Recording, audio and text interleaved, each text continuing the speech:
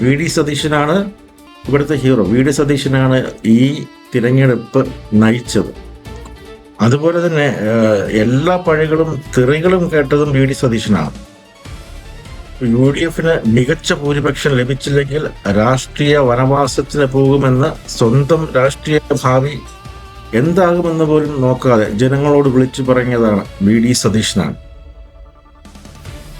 ഒരു വർഗീയ ശക്തികളുടെയും വോട്ട് തങ്ങൾക്ക് വേണ്ട എന്ന് വിളിച്ചു പറയാൻ ആർജവം കാണിച്ചത് വി ഡി സതീശനാണ്.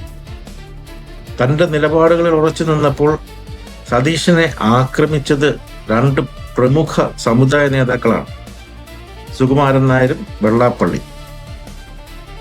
നടേശനും സുകുമാരൻ നായരും വളങ്ങിട്ടാക്രമിച്ചു. രണ്ട് പ്രമുഖ നേതാക്കളാണ് സമുദായത്തിൻ്റെ. അപ്പോൾ ഇതൊക്കെ കണ്ട് കൈകെട്ടി നിന്ന് ഒരക്ഷരം പോലും മിണ്ടാതെ ചിരിച്ചുകൊണ്ട് മാറി നിന്ന് കണ്ടവർ ഇപ്പോൾ വന്ന ഈ വിജയത്തിൻ്റെ ക്രെഡിറ്റ് ആവശ്യപ്പെടുകയും അതുപോലെ തന്നെ മുഖ്യമന്ത്രി ആകണമെന്നുള്ള ആഗ്രഹവുമായി വരുന്നതിൽ എന്ത് ലോജിക്കാണുള്ളത്? എല്ലാം സഹിച്ചത് സതീശനാണ്. ഈ തിരഞ്ഞെടുപ്പ് നയിച്ചത് സതീശനാണ്. അപ്പോൾ ഇതിൻ്റെ ഈ വിജയത്തിൻ്റെ പൂർണ്ണ ഉത്തരവാദിത്വം, അതിൻ്റെ ക്രെഡിറ്റ് സതീശന് തന്നെയാണ്. അപ്പോൾ തോറ്റിരുന്നെങ്കിൽ അതിൻ്റെ പൂർണ്ണ ഉത്തരവാദിത്വം, അല്ലെങ്കിൽ ഒരു മികച്ച വിജയത്തിലേക്ക് കോൺഗ്രസിനെ എത്തിക്കാൻ കഴിഞ്ഞില്ലെങ്കിൽ അതിൻ്റെ പൂർണ്ണ ഉത്തരവാദിത്വം ഏറ്റെടുത്ത് താൻ രാഷ്ട്രീയ വനവാസത്തിന് പോകും എന്ന് പറഞ്ഞ വ്യക്തിയാണ് സതീശൻ.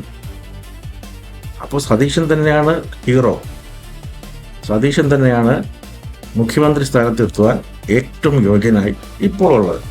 മുഖ്യമന്ത്രിയാകാൻ സതീശനല്ലാതെ മറ്റാര് എന്ന് ചോദിക്കേണ്ടി വരും. കാരണം പൂർണ്ണ ക്രെഡിറ്റ് സതീശന് തന്നെയാണ്.